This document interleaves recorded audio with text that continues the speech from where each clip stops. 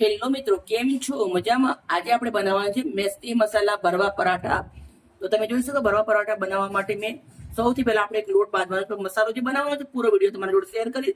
મેં ઘઉંનો લોટ મોટો વાટકો ભરી લઈ લીધો છે અને થોડો આપણે અંદર સૌથી પહેલા અજમો નાખવાનો છે, મીઠું, મરચું, હળદર, ધાણા જીરું, એક મોટી ચમચી ભરી તીખા લવિંગિયા મરચાંની પેસ્ટ અને આદુ અને લસણની પેસ્ટ એક એક ચમચી બંને નાખવાની છે. થોડા લીલા ધાણા, મોટી 2 ચમચી તેલ, એક વાટકી ઝીણી મેથી ધોઈને. પછી આપણે આને મિક્સ કરી દેવાનું છે હાથથી. સરસ મેં લોટને મિક્સ કરી દીધો છે આવી રીતે. હવે આપણે અંદર થોડું પાણી નાખવાનું છે અને આપણે જે થેપલાનો લોટ બાંધીએ એવી રીતે પરાઠાનો લોટ બાંધી દેવાનો છે. બહુ ટાઈટ નહીં કે બહુ ઢીલો નહીં, થોડું પાણી નાખી સરસ મજાનો આપણે લોટ બાંધી અને રેડી કરી દેવાનો છે. લોટ મેં બાંધી પરાઠાનો રેડી કરી દીધો છે. હવે આપણે 10 મિનિટ રેસ્ટ કરવા દેશું.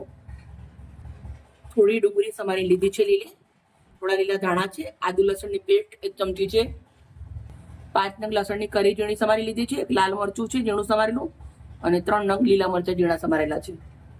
થોડી બ્રોકલી છે, થોડું પનીર છે. પનીર બ્રોકલીને આપણે છીણી નાખવાનું છે. 2 નંગ ઝીણી સમારેલી ડુંગળી આવી રીતના એક છીણી લેવાની છે.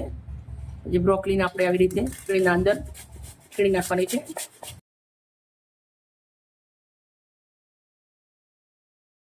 બ્રોકલી છીણી લીધી છે. હવે આપણે પનીર છીણી લેશું.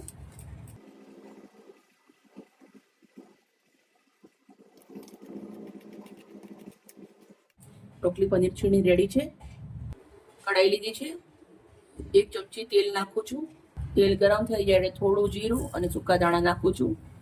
જીરું લાલ થઈ જાય એટલે આદુ લસણની પેસ્ટ, ઝીણી સમારેલી ડુંગળી,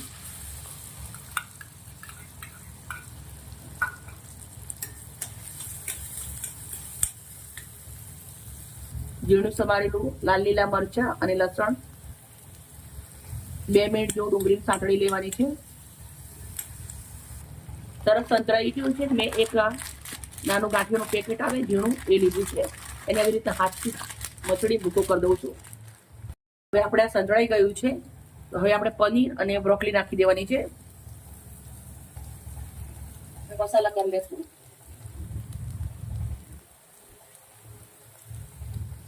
લાલ મરચું, હળદર, ધાણા જીરું, મીઠું. હવે આપણે મિક્સ કરવાનું છે આને મસાલાને.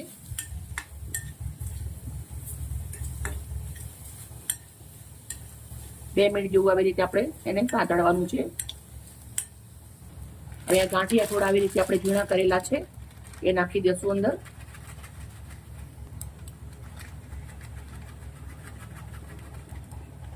પછી આપણા લીલા ધાણા અને લીલી ડુંગળી હવે સરસ મિક્સ કરી દઈશું.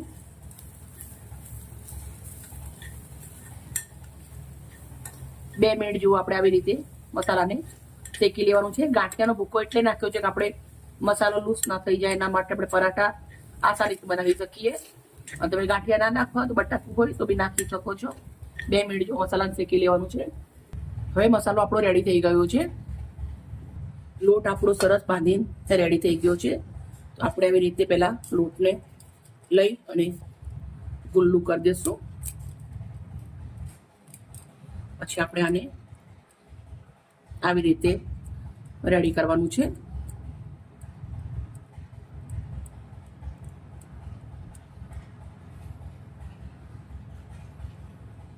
પછી આપણે આવી રીતે 1 ચમચી મોટી પરી મસાલો લેવાનું. પછી આવી રીતે આને સીલ કરવાનું. મસાલોને આવી રીતે દબાવતું જવાનું.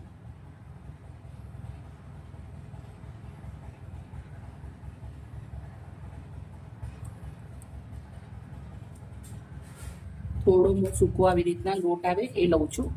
પછી આપણે એને હળવા હાથથી વણવાનું છે.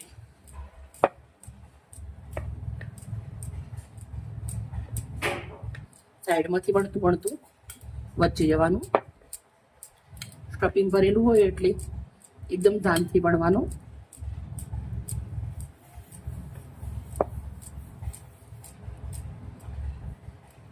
બાળકને હેલ્થ માટે આ પરોઠા બહુ જ સરસ રહે છે. જેને ખૂનની કમી હોય એમના માટે બહુ જ સરસ રહે. અને બાળકો નાના હોય તો લીલા મરચાંનો ઉપયોગ નહીં કરવાનો તમારે.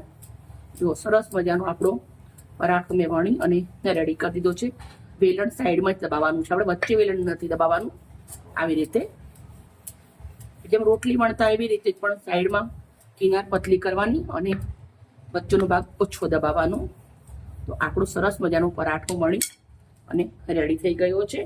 મેં એક પહેલા વણ્યો હતો, તો આપણે હવે પરાઠાને શેકી લેશું. તવો ગરમ મૂક્યો છે, હવે તવો તપી ગયો છે, ઉપર પરાઠું નાખી દેશું.